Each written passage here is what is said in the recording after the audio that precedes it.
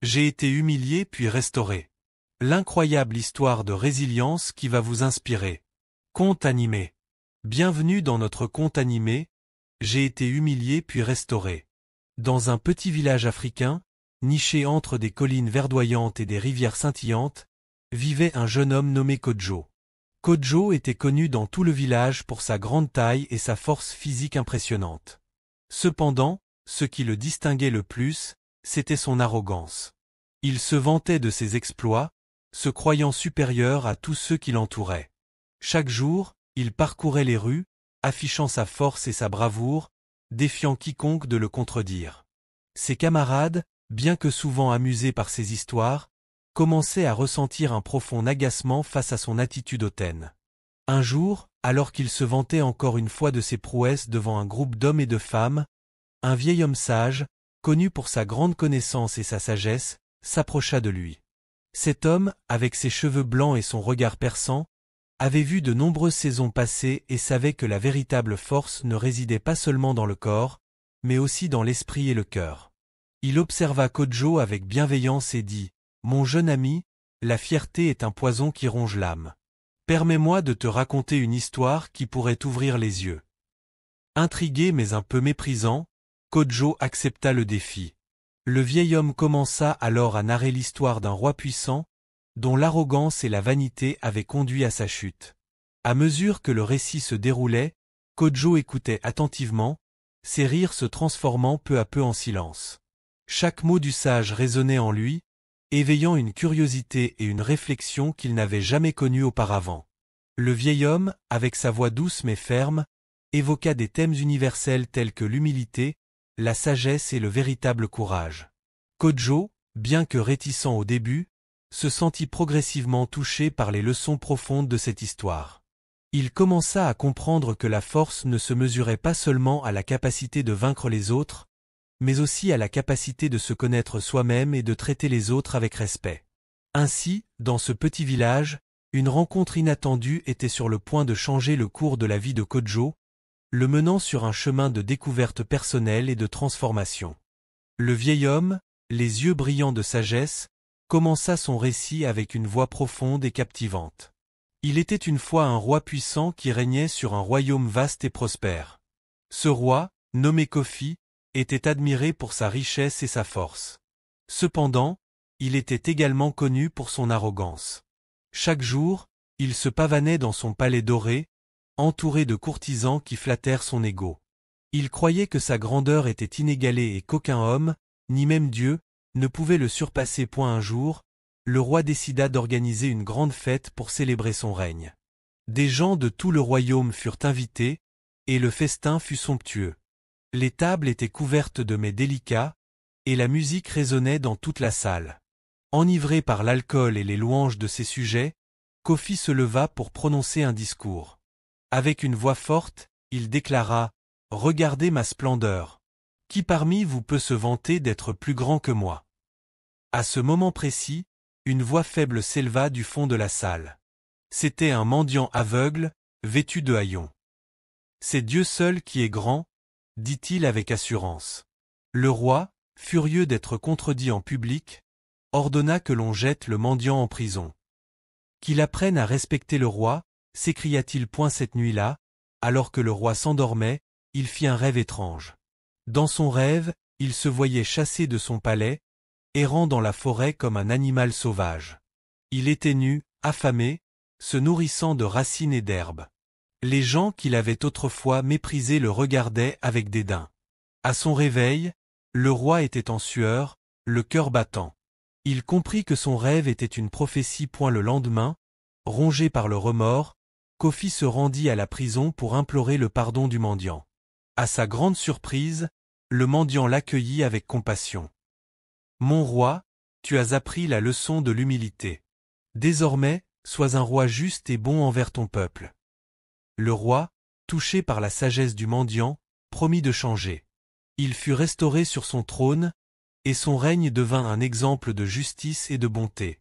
Le royaume prospéra, car un roi humble est un roi aimé. Le vieil homme se tut, laissant Kodjo réfléchir à cette histoire puissante. Le roi Kofi, furieux d'avoir été contredit en public par ce misérable mendiant, se leva de son trône, le visage rouge de colère. Ses yeux lançaient des éclairs tandis qu'il fixait l'homme aveugle, debout au milieu de la salle de banquet. Comment osait-il remettre en question l'autorité du roi, le souverain absolu de ce royaume? Comment oses-tu me manquer de respect, chien galeux? Rugit Kofi, sa voix résonnant dans les hauts plafonds de la salle. Ne sais-tu pas que je suis le maître de ce royaume, le seul à mériter le respect et l'adoration de tous? Le mendiant, bien que tremblant de peur, garda la tête haute.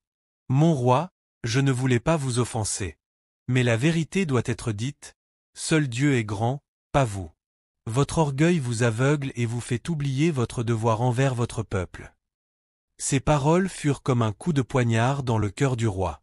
Personne n'avait jamais osé lui parler ainsi, pas même ses conseillers les plus proches. Son ego démesuré ne pouvait supporter l'idée d'être remis à sa place par un misérable mendiant. Garde! Saisissez cet insolent et jetez-le au cachot, ordonna Kofi, sa voix tremblant de rage. Qu'il y pourrisse jusqu'à ce qu'il apprenne le respect. Les gardes, effrayés par la fureur de leur souverain, s'exécutèrent sans hésiter. Ils saisirent brutalement le mendiant par les bras et le traînèrent hors de la salle, malgré ses cris et ses supplications. Le pauvre homme fut jeté dans un cachot sombre et humide, ses vêtements déchirés et son corps couvert de bleus points. Pendant ce temps, le roi retourna s'asseoir sur son trône, un sourire satisfait sur les lèvres. Il avait montré à tous qui était le maître ici. Personne ne remettrait plus jamais en question son autorité. Mais au fond de lui, une petite voix lui soufflait que ce qu'avait dit le mendiant était vrai. Son orgueil l'aveuglait, l'empêchant de voir la réalité en face. Cette nuit-là, alors que le roi s'endormait, il fit un rêve qui allait changer le cours de son règne à jamais. Le lendemain de la fête, alors que le soleil se levait sur le royaume, le roi Kofi se réveilla avec un poids lourd sur le cœur. Les événements de la veille le hantèrent. Son esprit était assailli par les paroles du mendiant, et il ne pouvait échapper à la réalité de son acte. En ordonnant l'emprisonnement de cet homme, il avait agi par arrogance, laissant son ego l'emporter sur sa sagesse. Le rêve troublant qu'il avait fait, où il se voyait chassé de son trône et réduit à l'état d'animal, le faisait frémir. Il comprit alors que son orgueil pourrait le mener à sa propre perte. Kofi se leva de son lit, se dirigeant vers le balcon de son palais. En regardant son royaume, il se rendit compte que la grandeur d'un roi ne réside pas seulement dans sa richesse ou sa puissance, mais dans sa capacité à écouter et à servir son peuple. Les visages des gens qu'il avait méprisés, ceux qui avaient besoin de sa protection et de sa justice, lui revinrent en mémoire. Le mendiant, bien que pauvre et aveugle, avait eu le courage de lui dire la vérité. Avec une résolution nouvelle, il décida de se rendre à la prison. En chemin, il se remémora ses actions passées, se rappelant combien il avait souvent négligé les besoins des plus faibles. Arrivé devant la porte du cachot, il frappa avec force, son cœur battant la chamade. Lorsqu'on lui ouvrit, il demanda à voir le mendiant. Le pauvre homme, toujours enchaîné, leva les yeux vers le roi. Kofi, la voix tremblante de honte, s'agenouilla devant lui. « Je suis désolé, cher mendiant. J'ai agi avec arrogance et j'ai méprisé ta sagesse. Je t'ai fait du tort en te jetant en prison pour avoir dit la vérité. Je te demande pardon. » Le mendiant, surpris par cette humilité, répondit avec douceur, « Mon roi, je te pardonne. La sagesse ne se trouve pas seulement dans les mots, mais dans le cœur qui sait écouter. Que cette expérience soit un nouveau départ pour toi. » Kofi se releva, le cœur léger. Il comprit que le véritable pouvoir réside dans la capacité de se repentir et de demander pardon. À partir de ce jour, il s'engagea à gouverner avec justice et compassion, honorant la voix de son peuple et cherchant toujours à être un roi humble. Cette rencontre marqua le début d'une ère nouvelle pour le royaume, où l'humilité et la sagesse régnaient en maître. Après avoir imploré le pardon du mendiant, le roi Kofi se leva, le cœur léger, mais déterminé à changer. Il savait que sa restauration sur le trône ne serait pas simplement une question de retour à son ancienne vie de luxe et de pouvoir. Il devait prouver à son peuple qu'il avait réellement appris de ses erreurs et qu'il était prêt à gouverner avec sagesse et humilité. Dès le lendemain, Kofi convoqua une assemblée de tous les membres de son conseil et des représentants du peuple.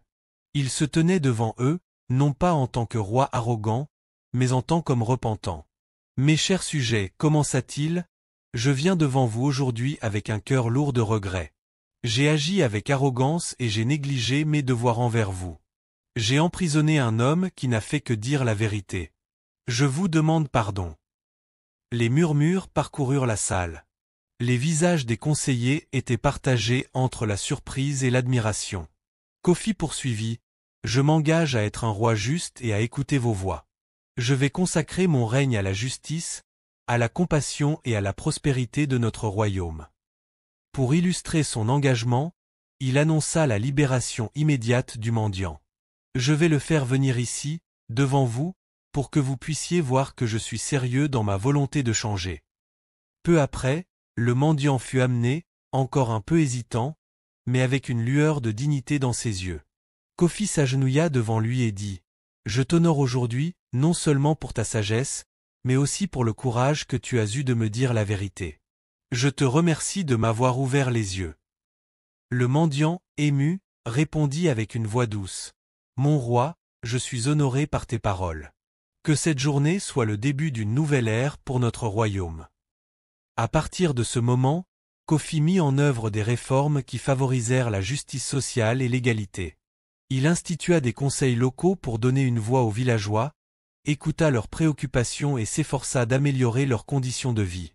Son règne, autrefois marqué par l'arrogance, devint un exemple de sagesse et de compassion. Avec le temps, le royaume prospéra sous la direction du roi restauré.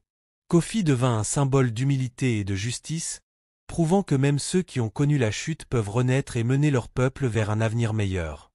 Après avoir entendu l'histoire du vieil homme sage, Kodjo se retrouva plongé dans une profonde réflexion. Les paroles du sage résonnaient dans son esprit, et il comprit peu à peu que son arrogance l'avait éloigné de la véritable essence de la force et du respect. Ce moment de prise de conscience marqua le début d'un changement profond dans sa vie.